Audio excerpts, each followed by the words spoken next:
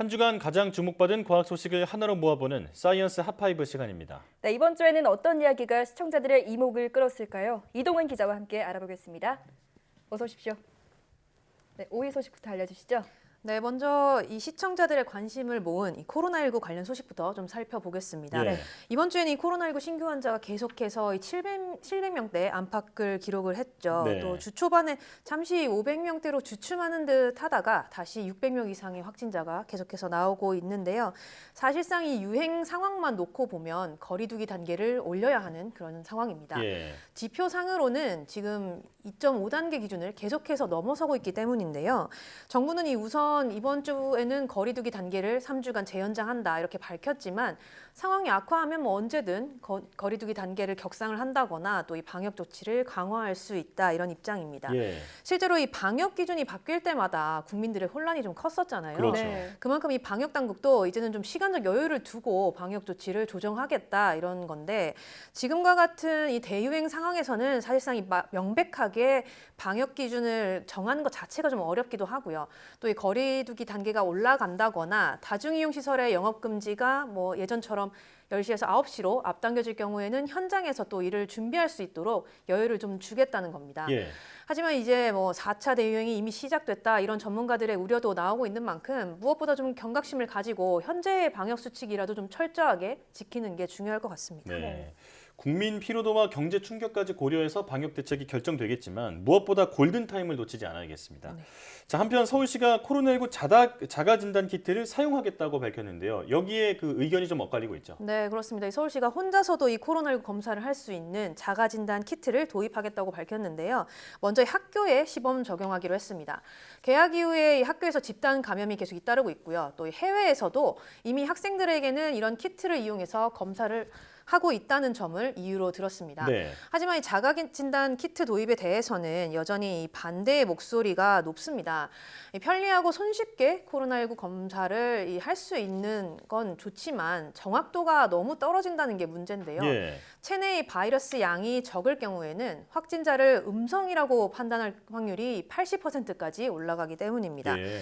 이렇게 되면 자신이 음성인 줄 알고 다른 사람과 안심하고 뭐 마스크를 벗고 접촉을 한다거나 그럴 경우가 생기는데 그러면 실제로 바이러스를 확산할 수 있는 이른바 슈퍼 전파자가 될 수 있는 거죠. 네. 네. 전문가들은 이 자가진단 키트를 이용할 때는 한 번에 그치지 말고 반복적으로 반드시 검사를 해야 한다 이렇게 조언했는데요. 실제로 이 미국 FDA에서 승인받은 키트의 경우는 모두 이 24시간에서 36시간 안에 반드시 2번은 검사를 하도록 돼 있습니다. 네. 이렇게 해서 양성이 나온다면 한 번이라도 나오면 반드시 정확한 진단 검사를 받아야겠죠. 예. 네. 신속함이라는 장점이 있긴 하지만 그래도 오히려 방역에 혼란을 초래할 수 있다는 점에서 우려가 나오는 거군요. 다음 소식은 어떤 건가요? 네, 또 이 지난 주말에 좀 뜨거운 소식이 있었습니다. 네. 이 LG 에너지 솔루션과 SK 이노베이션의 배터리 분쟁이 드디어 마침표를 찍었는데 무려 이 713일 만에 양사가 합의를 했다 이런 소식이 들렸습니다. 네. 이게 세계 배터리 시장에서 워낙 존재감이 큰 두 회사들의 그 분쟁이었기 네. 때문에 전 세계적인 관심이 모였는데요.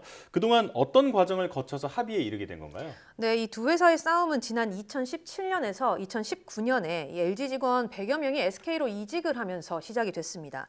당시에 이 LG 측은 배터리 사업에 뒤늦게 뛰어든 SK가 자사 직원들을 일부러 빼가서 핵심 기술을 유출했다 이렇게 주장을 했죠. 네. 특히 2018년 말에 SK가 수십억 달러 규모의 폭스바겐 배터리 수주를 따냈거든요. 네. 그러면서 이런 의혹이 짙어졌는데 결국 LG는 2019년 4월에 미국 국제무역위원회 ITC와 이 연방법원에 SK 이노베이션에 대해서 이 영업비밀 침해 소송을 제기를 했습니다. 예. 물론 SK는 이 당시에 영업비밀 침해 주장을 계속 부인을 했고요. 반박을 해왔는데 LG가 이 산업기술유출방지보호법 위반으로 SK를 경찰에 고소를 했고 이에 대해서 국내에서도 이 맞소송을 제기하기도 했습니다. 네.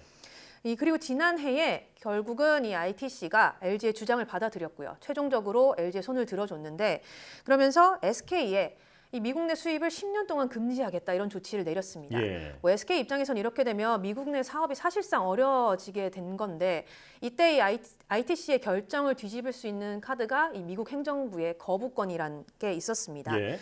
이게 60일 기한으로 60일 안에 바이든 행정부가 이 거부권을 행사하겠다 하면 이 수입 금지 조치가 무효화되는 건데 네. 미국 행정부의 이 설득도 있었고요. 또 국내 이 정부의 설득도 있었고 결국은 이 두 회사가 거부권 행사 기한을 하루 남기고 아주 극적으로 합의를 이뤄낸 겁니다.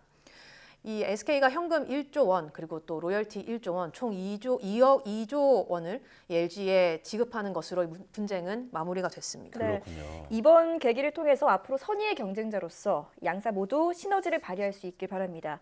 이번 주 또 하나 주목할 만한 소식이 있었죠. 바로 일본이 후쿠시마 오염수를 해양 방류하기로 결정한 건데요. 네. 시청자들의 관심이 아주 뜨거웠습니다. 네, 그렇습니다. 일본이 결국은 이 오염수를 바다에 방류를 하겠다 이렇게 하면서 당사국인 우리나라와 특히 중국에서 또 이 일본 내부에서도 큰 반발이 일었습니다. 예.